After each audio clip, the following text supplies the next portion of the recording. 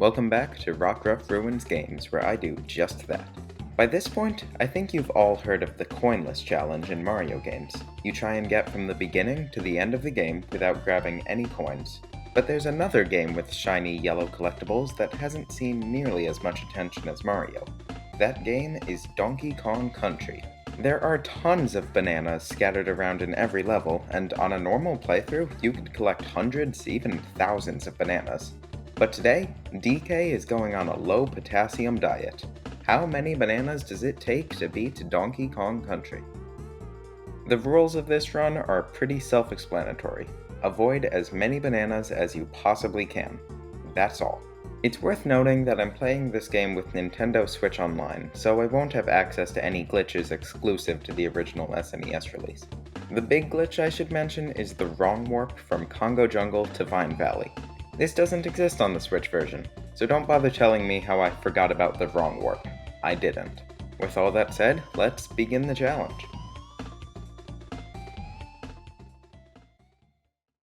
Starting off in Jungle Hijinks, bananas are spread along our path, forcing us to carefully hop over them.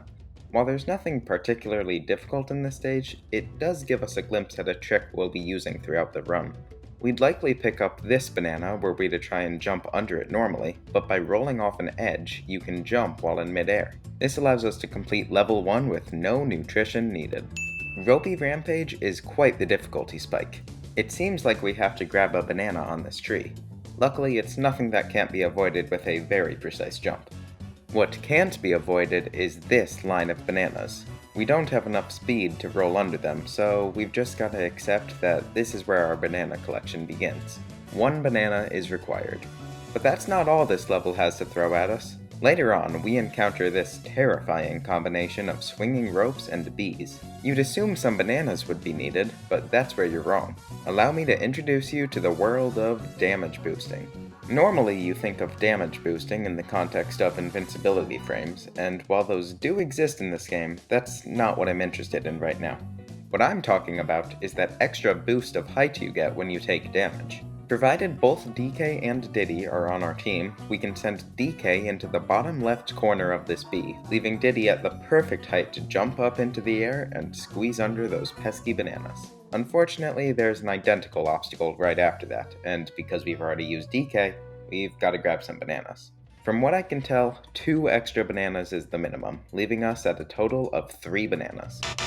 Reptile Rumble has some scary looking bananas, but Diddy can simply go under them.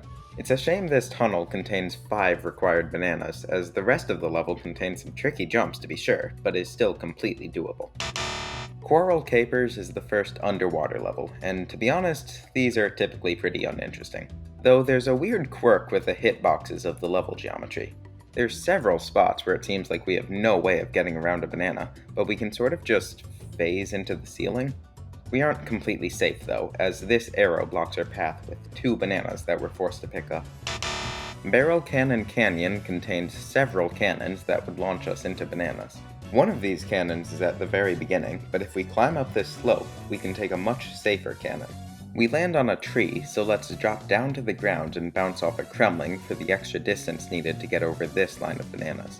The rest of the level progresses without much incident up until here, where we're sent flying into 5 bananas. The way around that is simple. Instead of entering that automatic barrel cannon, we can shoot ourselves into a bonus room. If we fall into the void there, we can skip the bananas that were getting in our way. But our banana avoiding comes to a halt once we reach this cannon. It shoots us into 4 bananas, and I didn't have any luck with skipping it. We can build up some extra speed by rolling through these enemies, but we still fall just short of this bee. And on top of that, we're eventually led into 8 more bananas, meaning we need 12 bananas to beat the stage. And that's basically the end of Congo Jungle. None of the bosses have any bananas, so there's no need to talk about them. Overall, this was a pretty high-scoring area. Let's hope we do better in Monkey Mines. Winky's walkway starts off with this bridge filled with bananas, so we do have to grab 1. After that, we get Winky the Frog, who can squeeze under these bananas and can get us over this wall of fruit. This group of bananas can't be avoided while riding Winky though, thanks to the fact that he jumps up in the air when he moves, so this is where we part ways. The end of this level is the same as the start, and we've got to collect 1 more banana. Winky could have helped us avoid this, but like I said, we can't get him here. Minecart Carnage.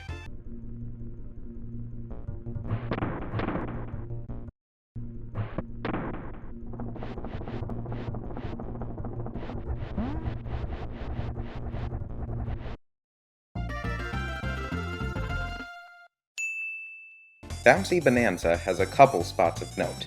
These bananas don't look avoidable, but we can simply ride the rising rock to take an alternate path. These bananas, though, those could be much more difficult to dodge. If only we had a certain frog to lend us a hand. And we do.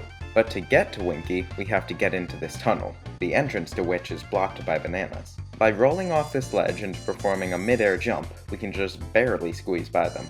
With Winky obtained, we have a way to get by the problematic bananas. Charge forwards, jump, then dismount Winky for a bit of extra distance. And there you go, problem solved. From there, we've just got a few more precise jumps in between bananas and bees, and then we're done. Stop and Go Station.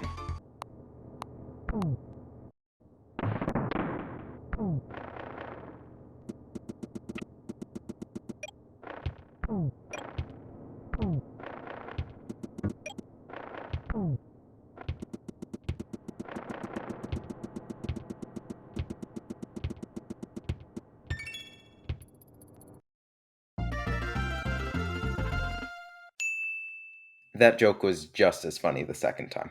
Millstone Mayhem has just one obstacle. There's 2 divots in the ground containing bananas, and 1 giant hamster wheel. The problem here stems from the fact that we can't just take advantage of invincibility frames. Whenever Diddy takes damage, he'll run away in fear, grabbing any bananas that may be in his way. But apparently, that rule doesn't apply to Donkey Kong, so this isn't actually much of an issue. Necky goes down without a fight, and that's Monkey Mines done. That went far better than Congo Jungle.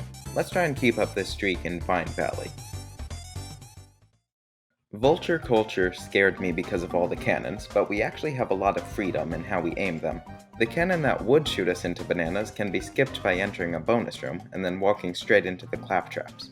This level certainly isn't completely devoid of precise jumps. This one in particular was pretty tricky. We've also got to damage boost off this bee in order to save ourselves from an otherwise required banana. These vultures won't be handing out any bananas today. Treetop Town has a couple scary looking bananas, but they can be avoided by bouncing off the Kremlings. In this section, I even managed to bounce off a Kremling in midair. A cannon in this level does shoot us into a banana, but it can be avoided by holding left. Forest Frenzy is gonna be a tough stage. We have to be very careful on these ropes, but still act quickly. First, we have to make a very tight squeeze in between a bee and bananas with virtually no wiggle room. As soon as we get by the bee, we move down a bit, jump, and then barely snag the second rope. Later, we need to narrowly jump over this banana wall, and we continue to make more precise movements. The final challenge is hanging at the very bottom of this rope to dodge the huge stash of bananas. Temple Tempest is where we're introduced to the best animal buddy of the run. Break open this wall and bounce across these vultures to find Espresso the ostrich. He has a double jump and can slowly float down to the ground. There's plenty of bananas that would have been necessary, but Espresso has no problem avoiding any of them. Orangutan Gang starts off with this. That's no fun, but to my surprise, it's possible to thread the needle in between the bananas. And we only have to do it twice as a Kremling shows up to give us a boost. Oh, but thank goodness later in the stage we get to do that trick 5 times in a row. After that, we get access to Espresso, so I think you know what that means. 0 bananas. To finish off Vine Valley, we've got another underwater level, Clam City. The difference between this and the last underwater level is that no bananas are needed. There is another arrow made of bananas, but this one can be dodged if you're cautious enough. Bumblebee Rumble was difficult, but only because I had to face my crippling fear of giant bees. No bananas here, and no bananas in the entirety of Vine Valley. Sweet. Well, I suppose I should have expected that Gorilla Glacier wouldn't be nearly as welcoming. Snow Barrel Blast contains 14 required bananas. The beginning is fine, but once we get here, things get dicey. All of these cannons are unavoidable, and force us into 8 bananas. This spot looks like it would need 9 bananas, but we can lower that number to 6 by aiming our cannon straight upwards. We can at least use that same cannon aiming trick to avoid bananas for the rest of the level, I'm not happy about that start, though. And I'm not about to get any happier in Slip Slide Ride. The icy cave begins with this wonderful obstacle. There's a blue rope swaying back and forth, and bananas in the middle. These blue ropes have the special property of pulling you upwards, meaning that it should be possible to time this in such a way that you miss every banana. But I was never able to get by without picking up at least one banana. At least until after a solid half hour of attempts where I got that perfect timing by sheer luck. And we absolutely aren't done yet. We've still got a bunch of pain to go through. First of all, grab one banana. This tunnel is too narrow to avoid it. Then we've got to grab one more banana. These purple ropes have the opposite effect of blue ropes, instead dragging you downwards, so the banana is necessary. Right after that, I had to endure the most irritating jump of my life. You would not believe how many times I screwed this up. Then we used the icy physics to slide under this arrow and climb up a thankfully banana-free rope. Following that are some substantially less banana-free ropes. I couldn't manage to grab the very bottom of the rope, so we'll accept one banana and damage boost the rest of the way up. Now we've got to retrieve DK to get past a later obstacle, which can be done without any extra bananas. Be very careful as you navigate these purple ropes, and then it's time to damage boost. Roll under this bee, jump, move back into the bee, get boosted into the air, and move left. The ending isn't so bad. Normally you would jump between two purple ropes to climb up, but there's a wall of bananas straight down the middle. Turns out we can just jump off and onto the same rope, finally finishing Slip Slide Ride with 3 bananas. Ice Age Alley has espresso. Thank God. There's still some precise jumps, but everything here is manageable. Croctopus Chase is another water level, so I'm sure it can't be that bad. 15 bananas? You're kidding me. Well, damn.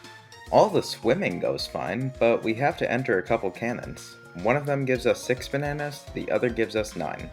That sucks. Torchlight Trouble has no shortage of bananas. First, 4 bananas are required in this tunnel, very reminiscent of the one in Reptile Rumble.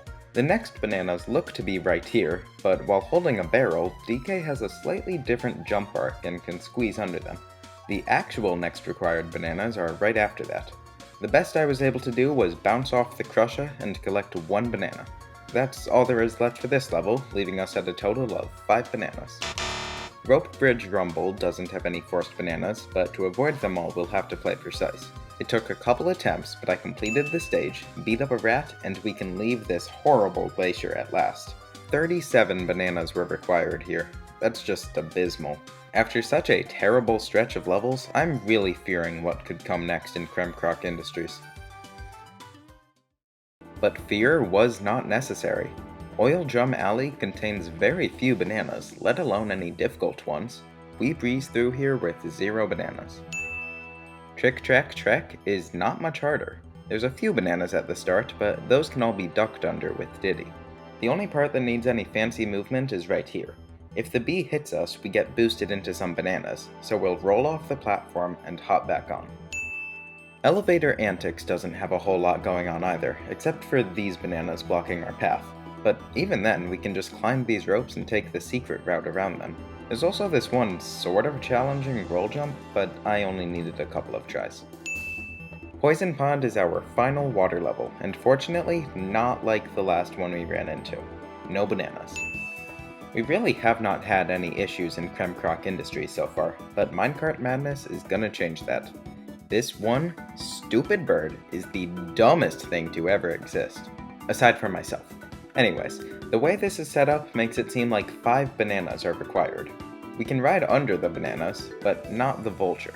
I attempted it dozens and dozens of times just to see if something weird would happen, and... How? What did I do differently? Did the game just decide, oh, okay, you've tried enough times, I think you've built up the mental fortitude to get by the vulture now. Gee, thanks, game. Maybe it was something about rolling into the minecart instead of jumping? I'm not sure. Whatever the reason, we can move on to the rest of this level with no bananas. There's quite a few tough jumps to deal with, like getting in between these birds and bananas, avoiding the bananas above this tire, and entering this Kremling-filled minecart. But that is all stuff we can handle, meaning there are 0 bananas required here. That just leaves Blackout Basement. There's just one obstacle in this level. this swinging rope filled with bananas. We obviously won't be taking that rope, but we also can't make the jump under the bananas. Not without some help at least. That help won't come from an animal buddy, but instead it'll be from our enemies. I briefly mentioned this earlier, but when we roll through an enemy, we can get some extra speed. This is still a very precise jump, but if we roll through this clump of enemies, we can just barely go fast enough to reach the other side.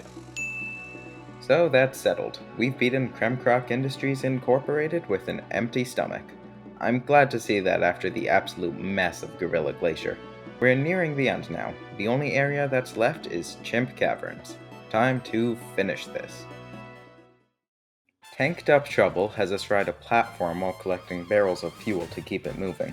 While some of those fuel cans require some tricky banana dodging, that's not really the problem here. The problem is this impassable wall of bananas. I tried rolling under it, but that won't work because there's a cannon just off screen. Ducking doesn't work either because the bottom banana sticks through the platform a bit, so that's one required banana. In Manic Mincers, we will finally use Ramby. He's a bit of a hindrance at first, but he'll be useful in due time. First, we have to escort him through the level. We'll start right here. To avoid these two bananas, bounce off the naughty and take damage to the mincer for the extra boost. Taking damage causes Ramby to run away, so quickly remount him. I assumed I would do the same thing after that, but instead, this happened. Sure. Next, we time a jump to get over this tower of 3 bananas, land on the platform, and hop over the mincer. This is where Ramby can come in. These bananas go up too high for a normal jump, so we'll use the bit of extra height from a dismount to get over them. The reason we couldn't just damage boost is because we'll need both Kongs in a moment. But before that, we have to get through this. I thought this would be way worse than it ended up being. It only took me a couple of minutes to weave in between the mincers and bananas. And now we can damage boost past these bananas and exit the level. Misty Mine won't be too terribly difficult. The only part I struggled with was at the end. We've got to roll underneath this enemy barrel, jump, land as far to the right on the barrel as possible, and quickly jump up to solid ground to avoid the armadillo hurtling towards you. Loopy Light starts off in a very annoying way. This claptrap jumps whenever we do, and it's positioned so that we can't really avoid the bananas. With the Diddy, at least. To get by here, we have to kill the claptrap, which can't be done without grabbing a banana. But DK is just a little heavier and can take out the claptrap and escape before getting the banana. The next challenge is much less impossible looking, but is a lot more precise. We've got to land on the very edges of the platforms, which is even more difficult when you can barely see them. We've got a couple more tight landings and have to bounce on a claptrap to get over this banana wall. Finally, I had a weird jump off of this tire to avoid some bananas. I'm not entirely sure why my jump wasn't as high as usual, but if I had to guess, I would assume there's a bit of normal ground next to the tire that I somehow managed to jump off of. And just like that, we are at the final level, Platform Peril. I hate to be anticlimactic, but this level just isn't that interesting. We take a cannon past the first part of the level to skip some bananas, and after that there's the standard ducking under bananas and precision platforming. I'll definitely take an easy level though. I'm still sort of mentally recovering from Gorilla Glacier. Neither the Neki rematch nor King K. Rool introduced bananas into boss fights, so that is the end of our journey today. So, just how many bananas are required to beat Donkey Kong Country? 62 bananas. Honestly, I don't think that's so bad. The majority of the bananas came from unavoidable cannons and tunnels, so I can certainly be happy with that number. But who knows, this is definitely the sort of challenge where I could have missed an obvious way to avoid bananas. I'm admittedly not that experienced with this game, and there's plenty of hidden secrets, so I wouldn't be shocked if there were a few errors in this video. If you manage to avoid any more bananas, leave a comment letting me know. I'm interested to see just how low our banana count can actually get. Like and subscribe, blah blah blah. This has been Rockruff Ruins Games. Thanks for watching.